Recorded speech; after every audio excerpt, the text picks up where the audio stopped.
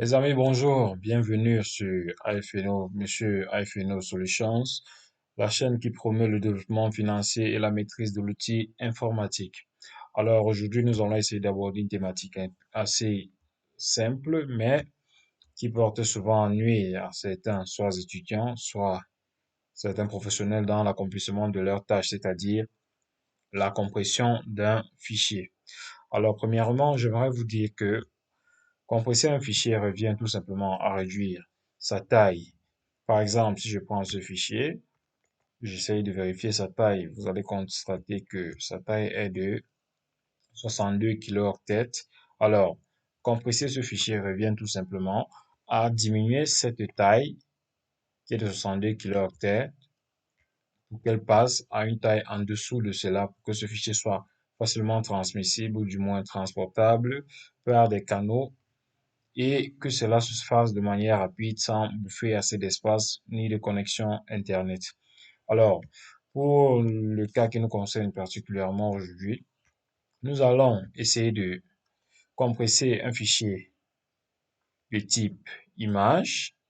Par exemple, on va prendre un fichier comme, bon, je vais sélectionner une image. On va essayer de la compresser, voilà. Un fichier comme celui-ci avec une image de 1,31 mégaoctets. Alors, j'ai besoin de réduire la taille de ce fichier. Déjà, vous constatez que c'est un fichier image parce que l'extension est le .png. Donc, les fichiers images sont soit le PNG, soit le JPEG, soit le JPG, soit le GIF. Alors, je ne vais pas faire une nouvelle leçon sur les différents formats ou extensions des images vidéo, pardon, des images.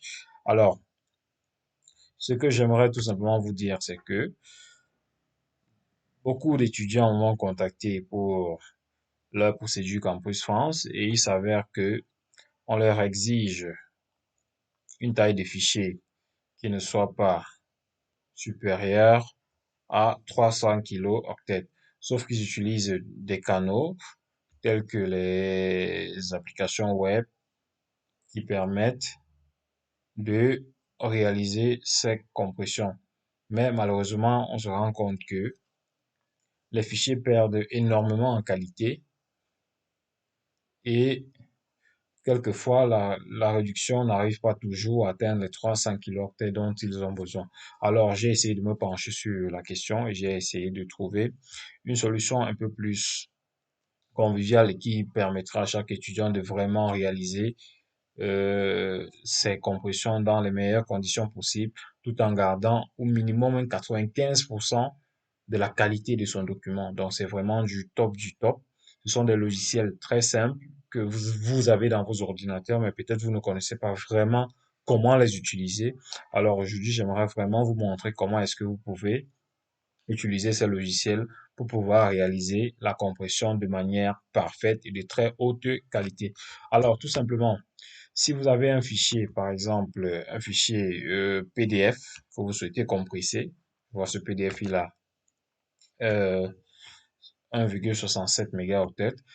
Premièrement, je vous conseillerais de transformer ce fichier PDF en fichier image. Alors, comment est-ce qu'on fait cela? Vous allez simplement sur Internet, vous tapez PDF to Word. Moi, je ne peux pas le faire parce que là, je suis pas connecté au réseau. Alors, vous tapez PDF to Image ou bien PDF to JPEG. En fait, vous essayez d'utiliser des convertisseurs en ligne pour convertir votre document PDF que voici en document image, peu importe l'extension ou bien le format de l'image que vous allez pouvoir utiliser. Dès que cela est fait, vous revenez donc à la source, dans le répertoire source de votre image. Bon, le cas chez moi, c'est par exemple, voilà, j'ai ce fichier de 600 kilos. Il y a 651 kilooctets. Maintenant, vous allez dans votre barre de menu recherche. Vous tapez tout simplement Microsoft Office Picture Manager. Bon, tapez Microsoft Office Picture Manager. Voilà, ici chez moi, il est déjà là. Je double-clique dessus, je l'ouvre. Alors, de manière, par défaut, pardon, il vous présente déjà quelques images qu'il prend automatiquement dans votre ordinateur, mais vous pouvez également ajouter des répertoires. C'est comme ici, on vous dit, par exemple, ici, on vous dit ajouter un raccourci vers des images. Vous cliquez dessus et là, vous venez par exemple dans téléchargement et vous ajoutez téléchargement. Téléchargement, ça va prendre toutes les images qui sont contenues dans téléchargement. Alors, si je reviens sur cette image, vous voyez, elle pèse 651 kilos et là, je clique dessus, je double-clique. Voilà, l'image est tout affichée. Ce que je fais maintenant pour effectuer ma compression, premièrement, ce que je conseille à tous les étudiants et à toute personne qui verra cette vidéo, avant de continuer déjà, je vous conseille de vous abonner et de liker parce que c'est sur cette chaîne que vous allez avoir toutes les informations nécessaires pour réaliser toutes les tâches que vous verrez ou qui vous seront fastidieuses. Je vous montrerai toutes les techniques qui vous seront vraiment utiles dans la réalisation de vos projets. Alors, tout ce que vous allez faire une copie de cette image. Vous venez soit ici, vous appuyez sur enregistrer par exemple, ou du moins vous venez sur fichier, vous faites enregistrer sous et vous enregistrez votre fichier par exemple au bureau. Oui, ici on va enregistrer au bureau. Vous changez le nom ou si vous désirez, vous le laissez toujours. Bon, moi je vais mettre par exemple compression. Alors, je mets compression. Pardon. Très bien, et j'enregistre. Alors, mon fichier a été créé au bureau. Alors, lorsque ce fichier a été créé au bureau, maintenant, j'essaye maintenant de faire le travail sur mon fichier, c'est-à-dire ma compression. Pour faire et maintenant la compression, lorsque j'ai double-cliqué sur l'image comme ceci, lorsqu'elle apparaît, je viens ici à modifier les images. Lorsque je suis à modifier les images, vous voyez tout au fond en bas, on vous dit de compresser les images. Alors, lorsqu'on vous demande de compresser les images, vous allez constater qu'il y a ce petit menu contextuel qui s'affiche où vous êtes censé cliquer sur l'un des boutons, soit document, page web, messagerie électronique. Alors, je m'explique. Document, c'est tout simplement un document que vous allez peut-être utiliser. Page web, c'est pour soit lorsque vous allez transmettre ce fichier, vous allez utiliser ce fichier pour le transmettre, par exemple, sur une page web, sur Internet, ou alors un message électronique. Ce fichier que vous allez compresser, vous allez certainement le transmettre via, par exemple, votre Gmail ou je sais pas, votre boîte électronique de toute façon.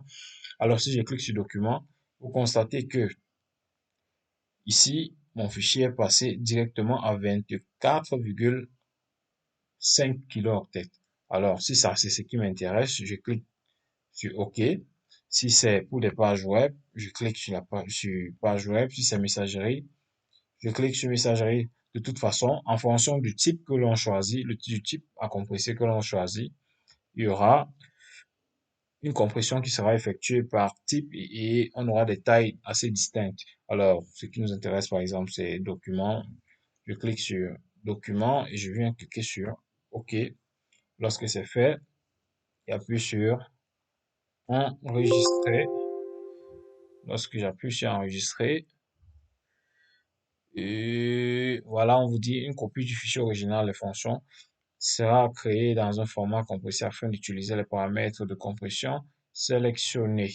Bon, alors ici, vous cliquez simplement sur créer et c'est bon. Lorsque je ferme mon logiciel, je reviens par exemple euh, sur le bureau.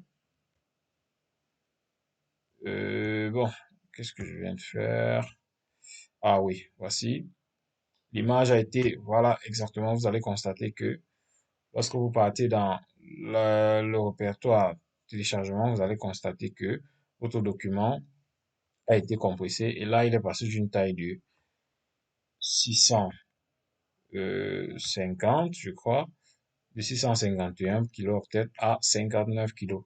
Alors, on va essayer de l'ouvrir juste pour voir si le document conserve, vous voyez, le document conserve pratiquement le même niveau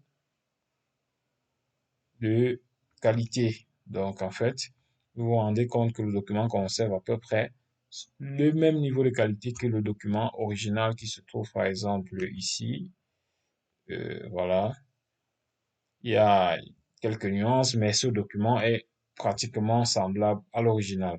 Donc, en fait, voilà comment est-ce qu'on réalise une compression à l'aide de ce logiciel que l'on appelle Microsoft Office Picture Manager. Donc, je vous laisse le soin de tester et de voir dans quelle mesure il vous sera utile. Je vous remercie. Avant de terminer, j'aimerais rajouter ceci. Abonnez-vous, activez la cloche de notification car toutes les vidéos que je ferai seront en fonction des thématiques qui me sont posées à des moments précis.